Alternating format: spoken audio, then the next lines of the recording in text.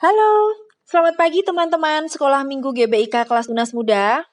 Pada hari yang sangat istimewa ini, saya ingin mengundang teman-teman untuk mendengarkan kisah Paskah ini. Sebuah kisah perjalanan dua malaikat yang bersama Yesus di Getsemani hingga menuju kebangkitannya. Yuk, mari kita luangkan waktu ini untuk merenungkan kematian dan kebangkitan Tuhan Yesus. Kita renungkan bersama apa yang Tuhan ingin kita lakukan dalam momen Paskah saat ini. Sesudah perjamuan malam, Yesus bersama murid-muridnya ke suatu tempat yang bernama Getsemani untuk berdoa. Ia membawa Petrus dan kedua anak Zebedeus sertanya. Maka mulailah ia merasa sedih dan gentar.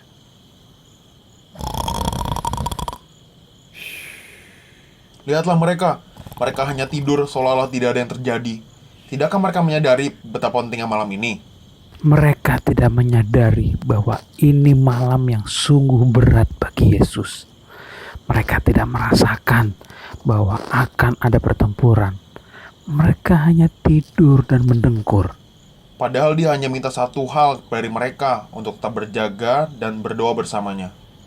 Bolehkah aku menyodok mereka dengan pedangku dan membangunkan mereka? Dia membutuhkan mereka sekarang. Tunggu, lihatlah, Yesus menghampiri mereka. Mungkin sudah ditegur. Mereka akan berkabung dengannya dalam doa. Ah, tidak juga. Sepertinya mereka baru saja tidur lagi. Apa itu? Itu darah atau keringat di dahi Yesus? Itu darah.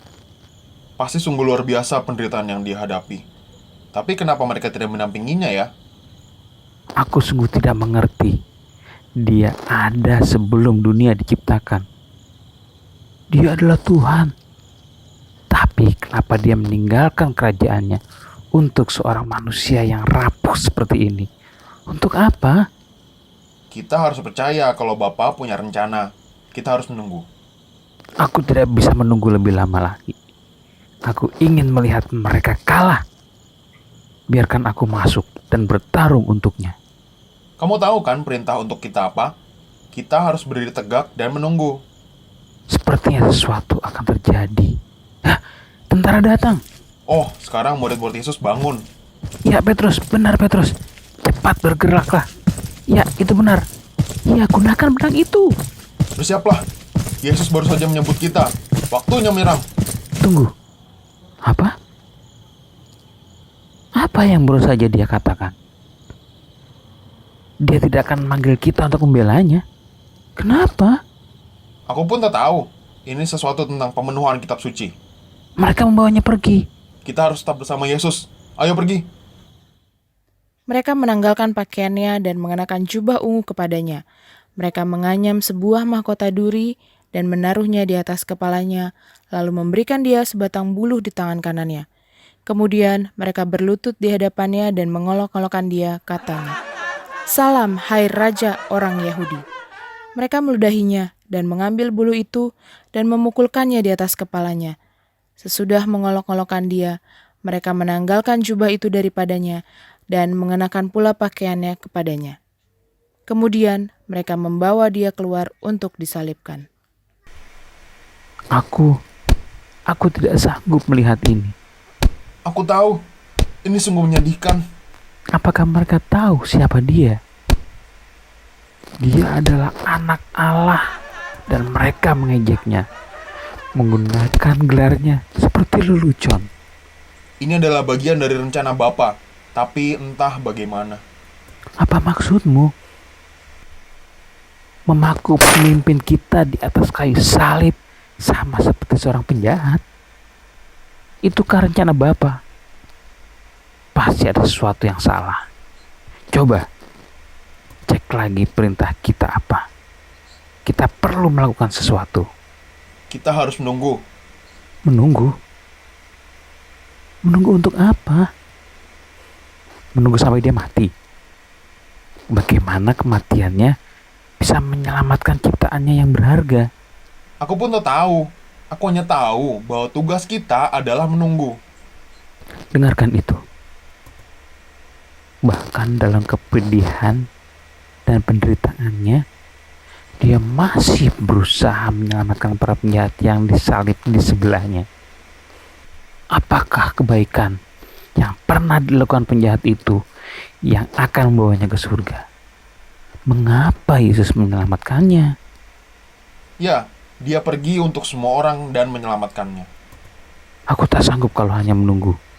Aku seorang malaikat penjaga, bertarung. Ayolah, biarkan aku pergi bertarung membelanya. Tidak, kita harus percaya pada Bapa dan rencananya. Kalau begitu, setidaknya biarkan aku masuk ke sana dan beri dia minum. Lihat, para prajurit sudah memberikan minum. Apakah kau barusan mendengar apa yang dia katakan?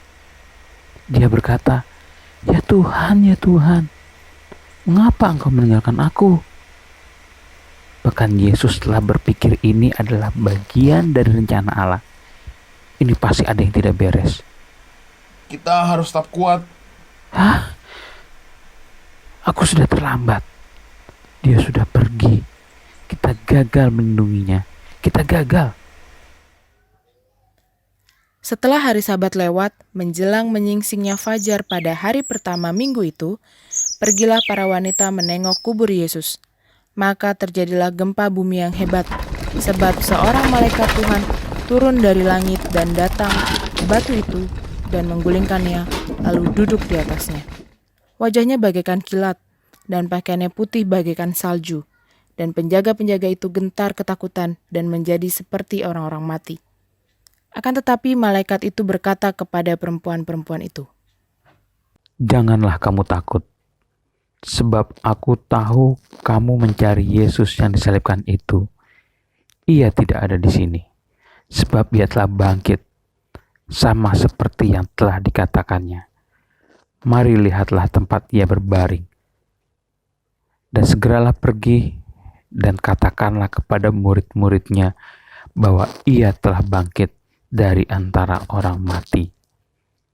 Ia mendahului kamu ke Galilea. Di sana kamu akan melihat dia. Sesungguhnya aku telah mengatakannya kepadamu. Ternyata inilah rencana Bapa yang luar biasa. Teman-teman terkasih dalam Tuhan, saat ini kita bersama seluruh warga dunia tengah berjuang melawan virus COVID-19. Hari demi hari, rasanya masalah semakin banyak, hidup semakin berat dan seperti tidak mungkin untuk dilalui. Tapi, tahukah teman-teman, kematian Yesus di kayu salib telah menyelesaikan masalah terbesar kita semua umat manusia, yaitu dosa.